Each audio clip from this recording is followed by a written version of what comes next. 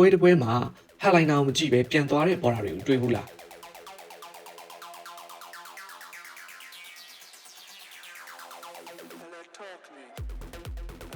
မင်္ဂလာပါ electronic ကကြိုဆိုပါတယ်ဒီနေ့ကျွန်တော်ပြောပြဆွေးနွေးချင်တာကတော့ festival ဒါမှမဟုတ် club တစ်ခုရဲ့ special event နေ့တွေကိုတွားတဲ့အခါ headliner set ထိဘာကြောင့်စောင့်ပြီးနေသင့်လဲဆိုတာကိုပြောပြဆွေးနွေးသွားချင်ပါတယ် special event နေ့မဟုတ်တဲ့ပုံမှန် club day တွေမှာဆို easy ပဲဒါတွေထည့်စဉ်းစားကြမလို့အခုကပုံမှန်ဖွင့်နေကြ resident DJ တွေရဲ့တင်မဟုတ်ဘဲ special guest artist တွေပါလာတာမျိုးဆိုလိုတာဗျာ guest artist က local လေးဖြစ်ချင်ဖြစ်မယ် regional ဒါမှမဟုတ် international လေးဖြစ်ချင်ဖြစ်မယ်ဆိုလိုတာကသူဟာထုတ်ထားတဲ့သချင်းတွေပေါက်ထားလို့ပဲဖြစ်ဖြစ် crowd အထောင်ကိုသိပြီးအောက်က crowd နဲ့လိုက်ရောညီတွေဖြစ်တဲ့သချင်း playlist ဖွင့်နိုင်တဲ့သူဒါမှမဟုတ် music genre တစ်ခုပေါ်မှာပိုင်နိုင်ချပြဖွင့်ပြနိုင်တဲ့သူလည်းဖြစ်ချင်ဖြစ်မယ် stage performance လည်းလူတွေတတိထားကြိုက်မိနိုင်လောက်တဲ့သူလည်းဖြစ်နိုင်တယ်အဲ့လို artist မျိုးကို festival ဒါမှမဟုတ် club တစ်ခုကနေ headliner အနေနဲ့ခေါ်ယူပြီးပွဲတည်ထားတယ်ဆိုပါစို့ဗျာအဲ့လို festival ဒါမှမဟုတ် club ရဲ့ special event နေ့မှာ headliner ကိုမကြည့်ပဲပြန်သွားမယ်ဆိုရင်တော့မဟုတ်နိုင်ဘူးပေါ့ဗျာ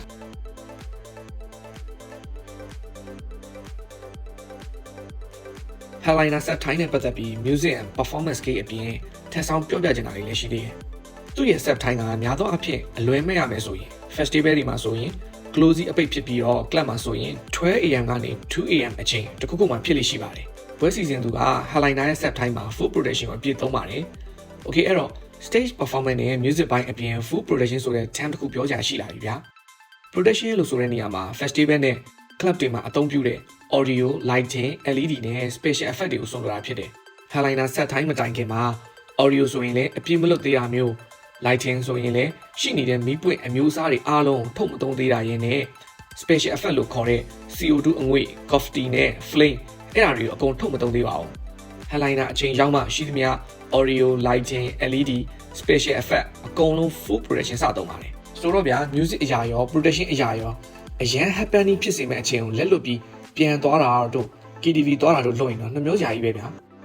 ဘာဖြစ်လို့ဒါကိုအရေးကြီးပြောနေရလဲဆိုရင် festival မှာ headliner ကိုမကြည့်ပဲစောပြန်သွားကြတဲ့ဖြစ်ရပ်တွေကရှိခဲ့ပြီးတော့ပွဲစီစဉ်သူတွေနဲ့ headline artist တွေရဲ့ပေးချင်တဲ့ performance အပြည့်ကိုလာကြည့်တဲ့ river တွေကမရနိုင်မှာဆိုလို့ပဲဗျာအခု headliner set time ကဘယ်လိုမျိုးလဲဆိုတာသိပြီးသွားပြီဆိုရင် festival တို့ club special event တို့မှာ headline set ထိစောင့်ကြည့်စေချင်ပါတယ်